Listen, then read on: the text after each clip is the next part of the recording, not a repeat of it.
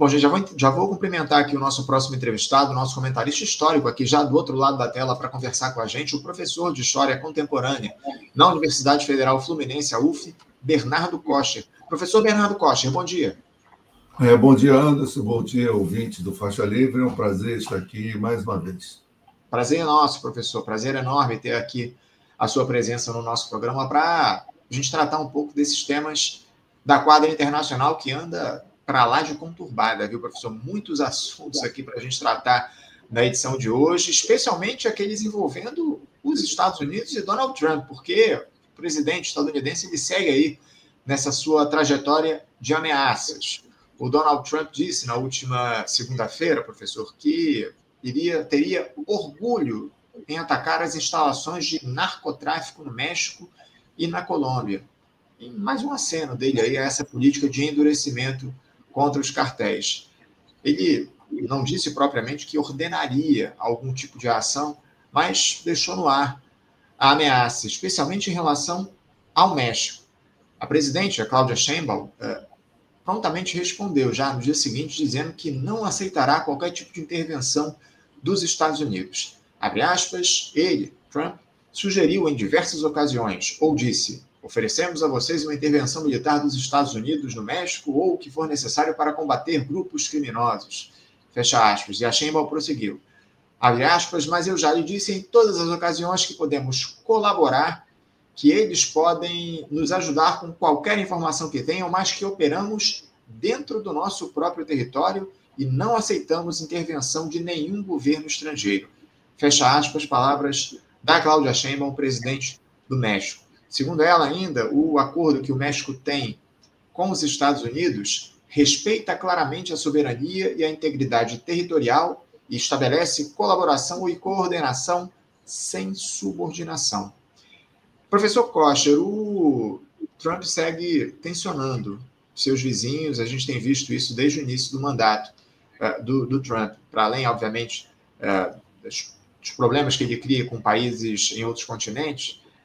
O Canadá e o México são alvos constantes aí do presidente dos Estados Unidos, especialmente em relação ao México. Qual é o objetivo do Trump dos Estados Unidos com esse tipo de tensionamento, esse tipo de ameaça de intervenção? Como é que o senhor avalia esse novo flanco de crise que o Trump abriu com o México? Bem, é uma situação complexa, Anderson, de difícil caracterização, se você pelo menos não considerar conjunturas históricas que vão se sucedendo umas às outras, né? Vamos lembrar que no pós-guerra, por exemplo, os Estados Unidos possuía mais da metade do PIB mundial, né? E ao longo dos 25 anos seguintes, ele caiu para menos de 20, descendo, e hoje não sei exatamente a proporção, mas isso representa o que muitos autores da literatura, principalmente a chamada teoria do sistema mundo, chamam de crise de hegemonia americana. Então, a crise de hegemonia americana se manifesta nos anos 70, por exemplo, num livro clássico de James O'Connor, que é a crise fiscal dos Estados Unidos, né? Ele gasta mais do que arrecada, passou a ser um tema clássico, né, dos estudos de economia política internacional.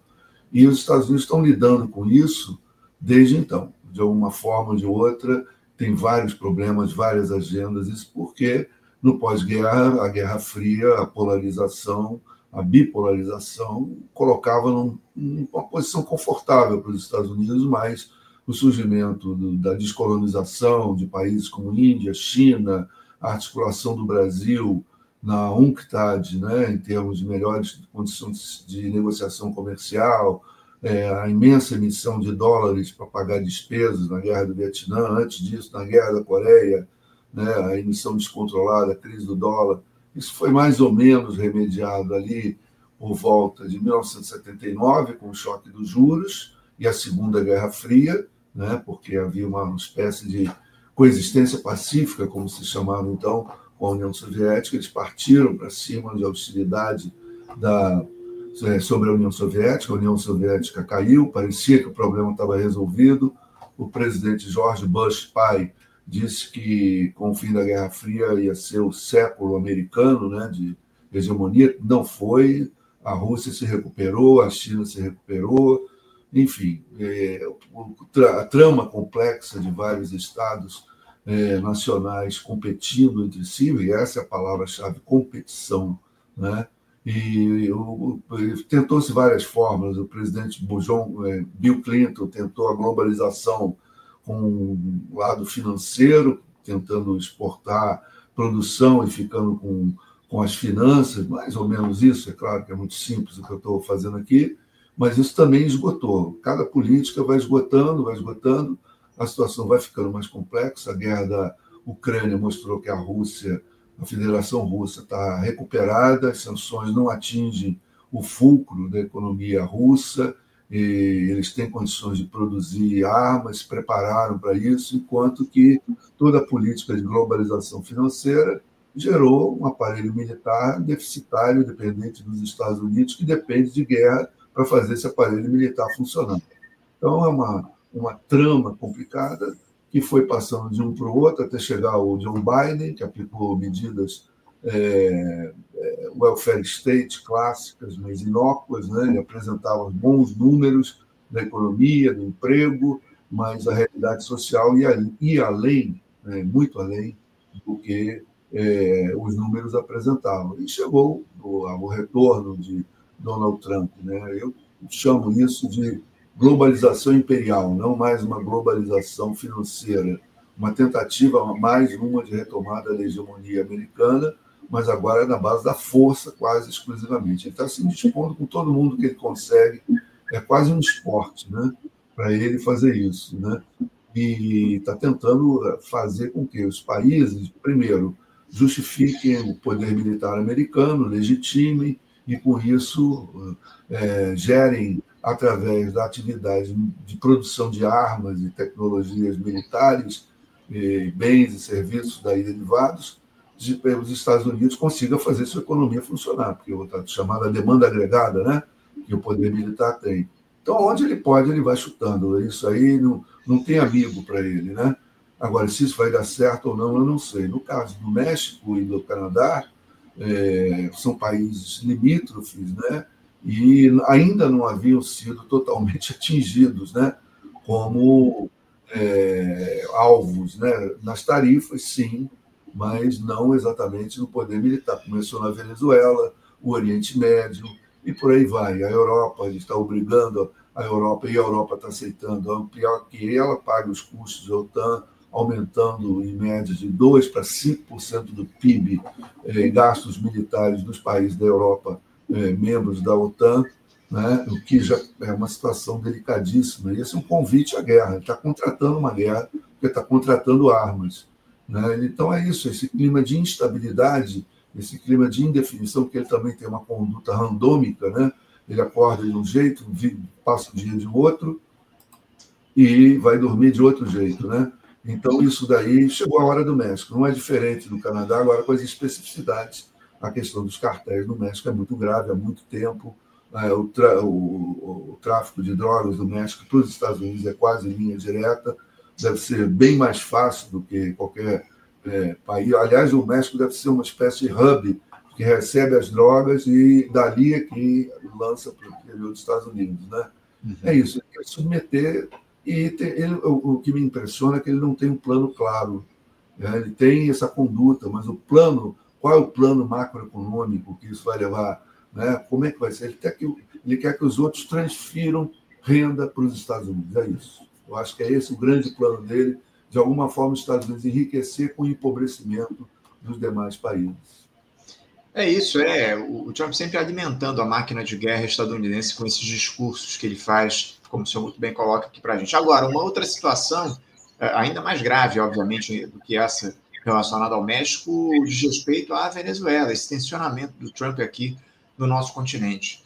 Navios de guerra dos Estados Unidos estão posicionados lá no Mar do Caribe, diante dessas ameaças do Trump de intervenção no nosso país vizinho. Enfim, o jornal The New York Times, inclusive, revelou ontem que os Estados Unidos rejeitaram uma oferta de renúncia do Nicolás Maduro.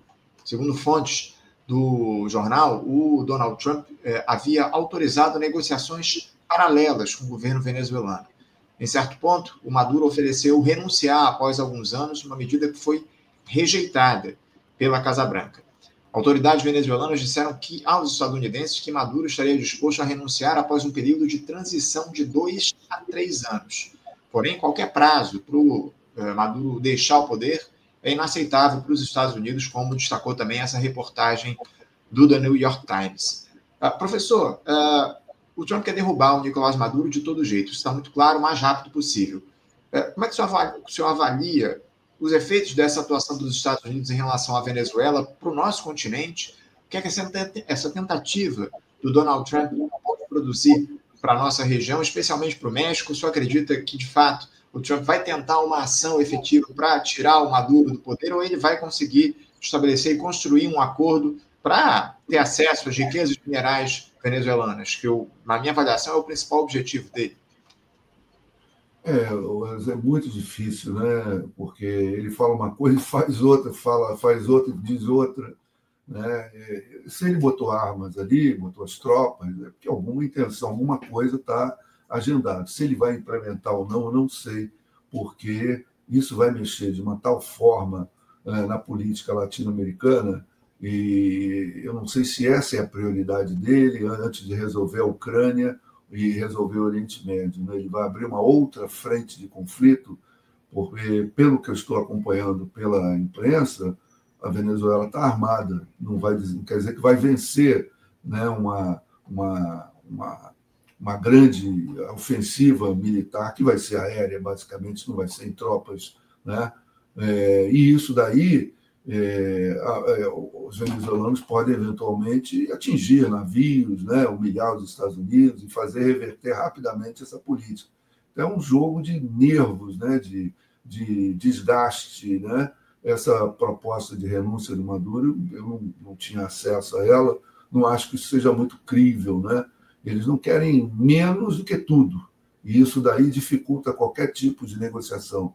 Eles teriam acesso ao petróleo venezuelano, mas só não aos preços e às condições de exploração que eles querem impor à Venezuela. Certamente seriam humilhantes, né, de danos ecológicos, desrespeito a populações nativas, enfim, todo o combo de exploração econômica e ecológica que isso traz junto, né? Então, nós estamos no aguardo. Eu não tenho certeza sobre nada sobre o governo americano, e eu acho que os fatos também conduzem o governo. E a guerra da Ucrânia, né, que ele não consegue ou não quer encerrar, e a questão palestina, que ele deu um caminhamento mais ou menos ali na Assembleia Geral da ONU, tem prioridade, vem na fila, né? Agora, ele está preparando o cenário. É o México e a Venezuela, mas ele não está, na minha opinião, preparando esse cenário, e não só o governo americano está fazendo isso, as instituições americanas, ONGs e outros centros de defesa da democracia americana estão agindo. A gente está vendo a tal das manifestações, revoluções Z da juventude, que surgem do nada e derrubam governos e agridem governantes. É uma crítica ao Estado no sul global, já ocorreu na Ásia, ocorreu no México, né? Então, isso tudo, eu acho que há um cenário de instabilização, de preparação. Também temos que considerar a eleição no Brasil no ano que vem, é o maior país da América Latina, o resultado das eleições também vão influenciar. Enfim, ele está fazendo um jogo de alguns anos e talvez esteja preparando algo, uma surpresinha para um eventual terceiro mandato seguido, esse segundo que a lei americana não permite. Eu acho que a instabilidade internacional favorece fazer o que o Estado sionista faz. Olha, nós estamos instáveis internacionalmente, precisamos reforçar o poder militar, enfim, alguma coisa nesse sentido. Isso é drástico, é um convite à guerra, né? Uma guerra que a gente não sabe com a conformação que ela vai ter. Está todo mundo se armando até os dentes. A Rússia está se armando, a China está se armando, a Europa vai se armar, vai tirar de 2% para 5% do PIB. Vai tirar de onde esse dinheiro? O PIB, só não sei que o PIB cresça. Vai tirar de direitos sociais, vai jogar a classe trabalhadora numa tensão que talvez vá levar a classe trabalhadora para a direita, para voltar para a direita. e nacionalismo, como foi na Primeira Guerra Mundial um pouco e na Segunda também, o nacionalismo como um fator impulsionador da guerra. Enfim, ele está semeando, né? E isso daí é muito confuso, porque, como eu disse, ele não tem um plano. O resultado final a gente não vê. No final, os Estados Unidos vão se reindustrializar. Para industrializar, precisa de força de trabalho, de tecnologia, de mercado, de investimentos, disso, daquilo. Ele não está fazendo nada disso. Ele está achando que ele vai fazer o que ele faz e, magicamente, as indústrias vão correndo para os Estados Unidos se reinstalar lá porque o mercado americano é bom, porque o governo americano é isso, coisa e tal. Ele está vivendo um pouco de ilusão, né? E uma ilusão perigosa, que ele está armado, né? Acho que esse número tem de muitos anos, não deve ter alterado. Os Estados Unidos têm metade de todas as armas do mundo. Somar todos os outros países, os Estados Unidos têm mais armas. Então, tirar da política e depositar no poder militar a capacidade de transformar a realidade, né? E isso é um convite ao fascismo, isso é um convite a um déficit democrático cada vez maior, a uma crise social. É um mundo muito digamos, triste, porque dessa vez o capitalismo está vendendo sonhos, está vendendo guerras, né? Ele está anunciando que o projeto é um projeto de guerra. Vamos ver como é que ele vai. Depende também um pouco das eleições do ano que vem nos Estados Unidos. Se os democratas ganharem, provavelmente vão ganhar as duas casas, e se eles vão peitar o Trump por esse ou aquele motivo, né? E esse é outro problema. Os democratas também não têm um projeto econômico, né, sustentável. Tem só agora a raiva do Trump, só isso. Então, nós estamos na dependência de atores políticos débeis. Uhum.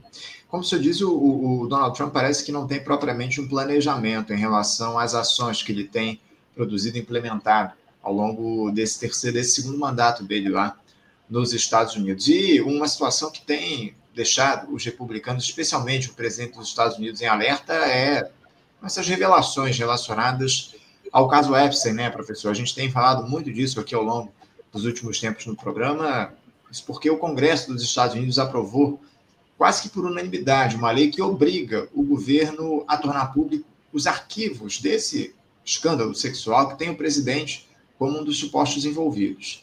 A secretária de Justiça do governo Trump, a Pam Bondi, afirmou ontem que o Departamento de Justiça vai divulgar esses arquivos em até 30 dias. Há muita gente, professor, dizendo que esse caso Epstein tem o poder de derrubar o presidente dos Estados Unidos. O senhor acredita que esse escândalo dos arquivos de Jeffrey Epstein pode produzir o impeachment do Donald Trump?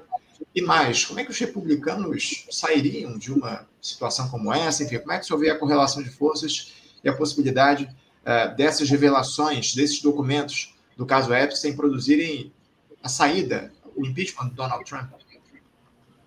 Eu acho que essa votação me impressionou quase unanimidade. Teve um voto contrário, eu acho, né? Quer dizer, ninguém quer segurar a barra do Donald Trump, caso, e certamente ele está envolvido nisso, né? Mas eu chamaria a atenção também para um fato anterior, já tem alguns meses, 2 ou 3, que foi o assassinato do militante, né, ativista digital e ativista político Charles Kirk, né? Eu nunca tinha ouvido falar dele e, de repente, ele é alvejado, morre, coisa e tal. E eu percebi que ele não saía das notícias, né? Já tinha sido revelado que tinha sido um militante de direita, de uma outra corrente lá, alguma coisa assim, está tudo sob sigilo. Mas isso mostra que a crise que o Donald Trump está passando também é profunda. Eu não sei se ele se dá conta do tamanho da crise que ele se meteu. É que o movimento que, dentro do Partido Republicano, o MAGA, né?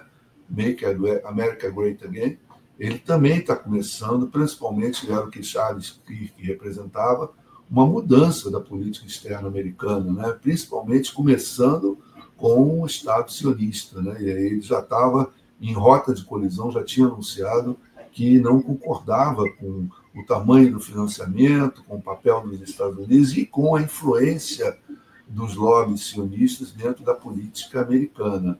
Então, esse movimento pode ser um movimento de uma placa tectônica dentro da direita, né? e eu não sei se ele sabe lidar com isso, você vai saber.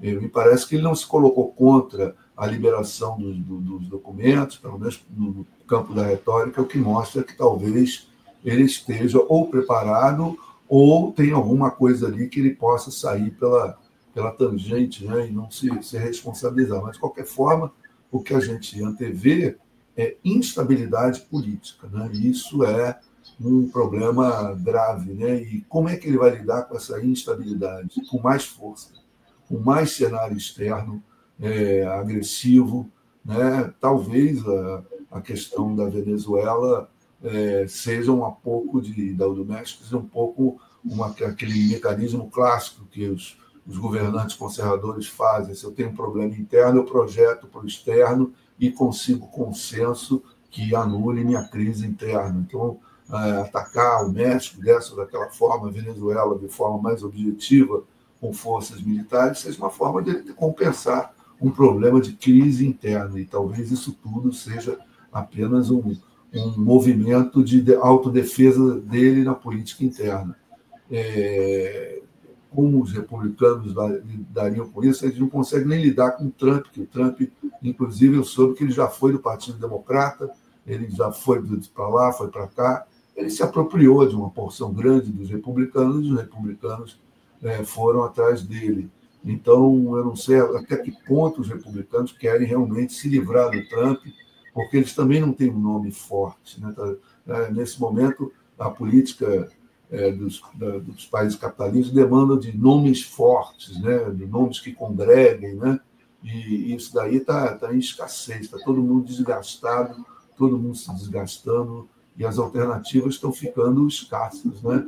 Enquanto que a Rússia tem o Putin, de um jeito ou de outro, a China tem Xi Jinping e assim por diante, os Estados Unidos e a Europa, cada líder que sobe, esse alemão que se pronunciou sobre o Brasil, um negócio absurdo, né, que ele fez, a maior caradura, né, com o passado histórico que ele tem, vem falar mal dos outros, no meio da conferência, enfim, mostra que está todo mundo entrando com exceção da China e da Rússia, isso precisa ser claro, né?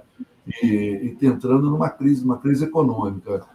Para quem gosta do assunto, eu diria que a gente está entrando, já está dentro do ciclo negativo de Kondratiev, né? O ciclo econômico que sobe e desce.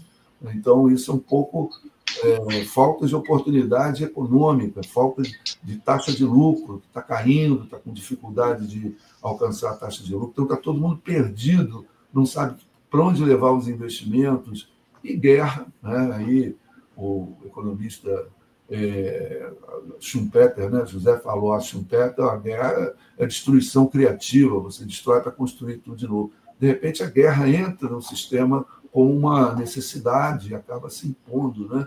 E junto com o fascismo, enfim, o que eu vejo aí é que a classe trabalhadora está passiva, assistindo, que o seu destino seja enredado em mais um conflito cuja escala a gente não sabe. Tanto a Primeira Guerra Mundial, ninguém sabia do que iria, como seria a guerra, até que ela ocorreu. Quando ocorreu, todo mundo viu. No começo foi muito alegre, em 14, 15, 16, 17, 18 já tinha motins, já tinha revoltas para acabar com a guerra. Então, é isso que essa política que as democracias burguesas nos delegam, essa crise brutal e essa falta de alternativas para uma coisa que eles defendem, a taxa de lucro, né?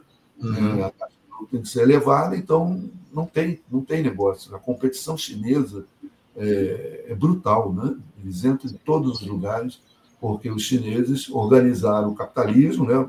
E conseguem produzir com qualidade, com preço cada vez mais baixo. Isso em quase todos os campos econômicos. Então, eu creio que a gente está entrando numa fase muito difícil da política internacional. Sem dúvida alguma. Inclusive, professor, nosso próximo tema é justamente esse que o senhor citou, ainda há pouco relacionado a esse incidente diplomático, digamos assim, entre Brasil e Alemanha, né? Porque o premier alemão, Friedrich Merz, disse que a delegação alemã ficou feliz ao deixar Belém durante a COP30, enfim. uma fala que pegou mal demais, enfim, os alemães tentaram ali se posicionar em relação a isso, reverter o cenário, mas não pediram propriamente desculpas por essa postura, essa fala do Trump, do Friedrich Merz. O presidente Lula se posicionou, fez críticas em relação a essa fala, exaltou Belém do Pará, disse que o Merz, ele nunca foi ele não foi a um bar aqui no Pará, enfim, o Lula ali respondeu do jeito Lula de ser. Mas eu queria uma análise sua a respeito disso, e como é que esse caso, esse episódio, essa fala para lá de mal colocada do premier alemão, isso pode influenciar as relações diplomáticas entre os dois países. Isso é um incidente que vai ficar de lado rapidamente, ou isso pode produzir algum tipo de efeito nas relações entre os dois países? Porque ontem a Alemanha, inclusive, anunciou um apoio ao fundo do brasileiro para as florestas tropicais, ao fundo que o Brasil criou lá na COP30, ou propôs na COP30, a Alemanha anunciou um repasse de $1 bilhão ou de euros para esse fundo. Eu vou até confirmar a informação se é dólares ou se é euros, mas enfim, o fato é que a Alemanha determinou ali, vai fazer um aporte para esse fundo de florestas tropicais. Como é que esse episódio envolvendo o premier alemão pode afetar as relações diplomáticas entre os dois países? Olha, até você citar o número dos recursos, eu achava que a COP não estava muito bem, né? Segundo lugar, é que havia uma crise, e a própria saída dele é o reflexo, eles não têm interesse, então fala mal, né? Se ele tivesse um interesse direto, ele não ficava falando mal, ele arrumava coisa melhor para fazer. Mas ele também já tinha se pronunciado sobre o que está ocorrendo na Palestina, dizendo que os sionistas estão fazendo um serviço sujo, né? Então, enfim, já vem da própria índole dele, né? Mas eu creio que declaração de repasse não é exatamente resultado garantido, né? Então, o problema ecológico já há 30 e tantos anos, na Rio 92, né? Que ocorreu, acho que o primeiro encontro global aqui no Rio de Janeiro sobre a questão ecológica, até hoje está mais ou menos mal parado, entra dinheiro daqui, sai dali. Eu não tenho convicção, também não sou especialista no assunto, né, de que houve sucessos, porque declarações que ele fez, inclusive depois do deslize dele, sobre fundos, sobre dinheiro, coisa e tal, são bem-vindas. Ele falou isso, mas deu dinheiro. Então, será que esse dinheiro chega? Será que os programas realmente vão ser viabilizados, né?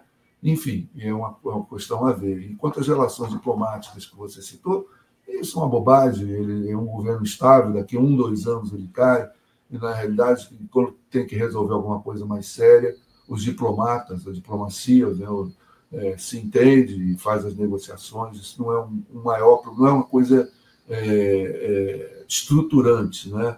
Ele parece que é descendente de pessoas que participaram do regime nazista, mas esse também não é o problema é que ele é convicto dessa área, né?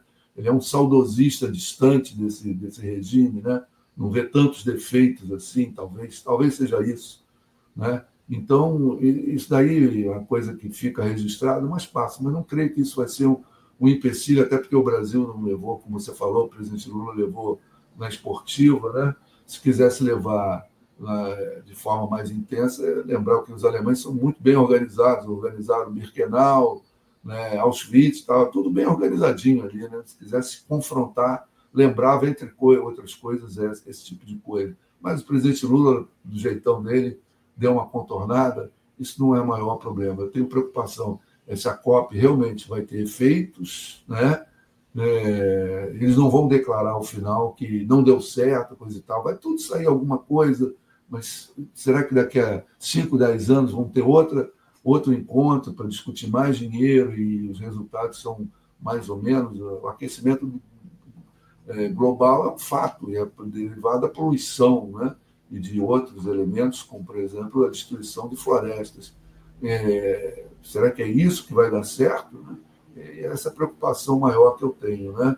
R$1 bilhão para a Alemanha não deve ser absolutamente nada, né? Fariam melhor também se eles diminuíssem a poluição de uma forma mais Até que a Alemanha tem preocupações ecológicas, tem um partido onde surgiu a ideia do Movimento Verde, né? O Partido Verde surgiu da Alemanha, mas não é suficiente. O modelo econômico é poluente ao extremo, né? E degradante do meio ambiente. Vou até colocar o dado aqui de maneira correta. Eu tinha falado, estava na dúvida entre $1 bilhão, €1 bilhão, é €1 bilhão o investimento alemão anunciado para esse fundo de florestas tropicais lá na COP30, anunciado ontem, inclusive, pela ministra Marina Silva durante uma coletiva. Aliás, coletiva não, ela fez ali um pronunciamento depois de uma reunião com o presidente Lula e outras lideranças globais. Professor, eu queria tratar também dessa crise diplomática outra, né, que surgiu agora entre essa com capacidade de produzir efeitos muito mais intensos entre China e Japão. Processo desencadeado depois da primeira-dama japonesa, Sanae Takaichi, dizer na semana passada, aliás, primeira-dama não, primeira-ministra, ela dizer na semana passada no parlamento que um ataque armado da China contra Taiwan poderia justificar o envio de tropas para apoiar a ilha, tropas japonesas. O governo chinês refutou essa declaração da primeira-ministra japonesa e convocou seu embaixador no país, algo que foi respondido da mesma forma pelo Japão. Na segunda-feira, o governo japonês instou seus cidadãos na China a redobrarem as precauções de segurança e evitarem multidões, em meio a essa crescente crise diplomática. As autoridades chinesas pediram por retratação dos japoneses e alertaram sobre possíveis contramedidas severas.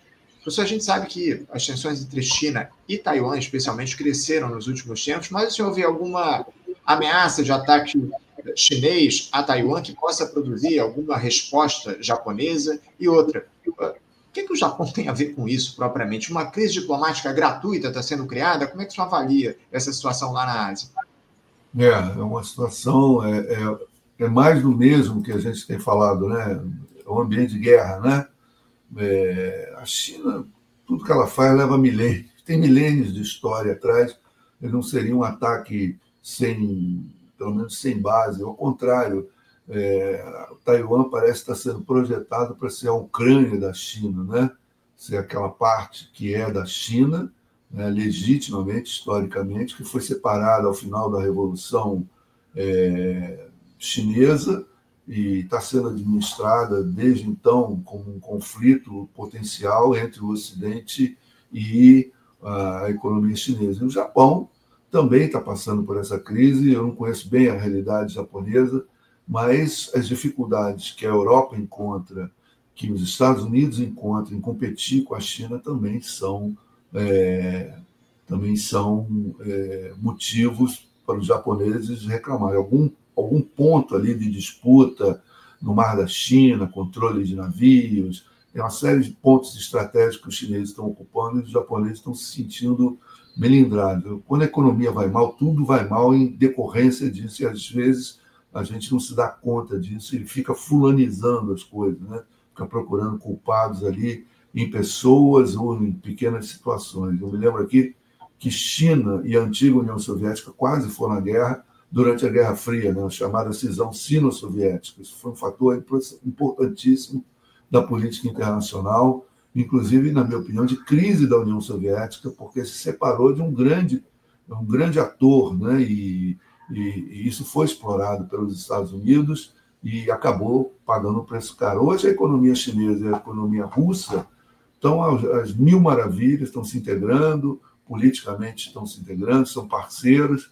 Quer dizer, isso tudo ficou no passado, esquecido. Por quê? Porque a economia vai bem, os projetos econômicos estão se implementando, a China está comprando energia da Rússia, a Rússia está comprando tecnologia da China, a China tem mercado na Rússia, a Apple saiu da Rússia, mas uma empresa chinesa de celular está vendendo na Rússia, que estão comprando, estão curtindo, né, o celular chinês sem nenhum problema. Então, é economia, né? É economia. A economia japonesa deve estar estagnada, estável, mas estagnada, não cresce muito, não tem muita inflação, mas os problemas potenciais, os dirigentes, eles sentem isso, que vai ocorrer problemas, né? Está para ocorrer problemas. Então, aproveitou e criou uma crise, uma eventual invasão da China. Se a China quisesse invadir, já teria invadido há muito tempo. E acho que não vai invadir. Se fosse invadir, não invadiria agora, no meio da crise da Ucrânia, para dar motivos para isso, para aquilo. É um cerco sobre a China. A mesma coisa que está gravemente sobre o México e sobre a Venezuela, sem falar na Palestina, estão tentando meio de... Não se sabe como, né? Mas estão tentando meio de passar chave na porta que a China abriu, né? Ela abriu a porta do comércio mundial, né? A Rota da Seda, a construção de canais, de não sei o quê, de ferrovias na África. Ela está dando um show de ação internacional. O desgaste é bem menor. Se fosse franceses e americanos, isso ia ser visto imediatamente como imperialismo, né? Os chineses estão mais ou menos, né? Não estão tão agressivos nessas conquistas desses mercados, estão fazendo um comércio mais justo com os países africanos e todos os outros países. Então, isso tudo eles estão se ressentindo. Foi gratuito dentro desse contexto, num contexto de perda de controle. Talvez a China tenha dado alguns movimentos, dado o sucesso da sua economia, que os japoneses perceberam que ali tinha uma ameaça. A economia japonesa é muito limitada, ela tem grande produção, grande produtividade, mas não tem acesso a recursos naturais, né? E os mercados que eles têm que conquistar é tudo por via marítima, né? Ou via aérea. Os chineses têm a ferrovia, né? A Rota da Seda é a ferrovia. Então, isso daí dá uma estabilidade, porque produtos que você põe no navio, né, de contêineres, que sai da Europa e chega na China ou vice-versa, leva 6 meses para chegar, pela via ferroviária, em 2 meses, um mês, você consegue, né? Alguém compra um carro de luxo na Europa, da China, você põe na ferrovia, em 1 mês e pouco está lá na loja para o consumidor pegar. Os japoneses não têm essa sopa, é tudo por mar. Então, é alguma coisa nessa... Por isso que eu digo, a palavra-chave do momento é competição. Está aberta, a cooperação acabou e os Estados Unidos decidiram que não querem cooperar com ninguém, querem competir com todo mundo é adversário, todo mundo é inimigo, todo mundo é possível de ataque financeiro e militar. E eu acho que os japoneses incorporaram isso, né? Devem estar percebendo que estão começando a ficar isolados. E fizeram uma declaração, acho que não vai ter maiores consequências, né? Não está fora do que está ocorrendo, do escopo do que vem ocorrendo na história da China e do Japão. Até hoje, os chineses demandam que os japoneses reconheçam e coloquem nos livros didáticos o genocídio que eles fizeram no território chinês. Os japoneses se recusam. Isso sim é uma crise grave, né? É uma questão de princípios. Sem dúvida alguma. Professor Bernardo Kocher, quero agradecer a sua presença aqui conosco nesse feriado, Dia do Zumbi dos Palmares, Dia da Consciência Negra. É importante a sua presença aqui, a sua participação, para a gente tratar de alguns dos temas do cenário internacional. Não passamos por outras questões, precisava falar também da questão envolvendo Israel, Gaza. Israel, aliás, voltou a atacar Gaza no dia de ontem. Parece que um ataque deixou mais de quase 30 mortos, 28 mortos, enfim, um cessar-fogo que, de fato, não se concretiza lá no Oriente Médio. Teríamos outras questões aqui para avançar, mas vai ficar para uma próxima oportunidade. Obrigado pela sua presença aqui mais uma vez conosco no programa. Um bom feriado para o senhor e um abraço forte. Obrigado, até a próxima. Um abraço. Conversamos aqui com Bernardo Kocher. Bernardo Kocher, que é professor de História Contemporânea na Universidade Federal Fluminense, a UF,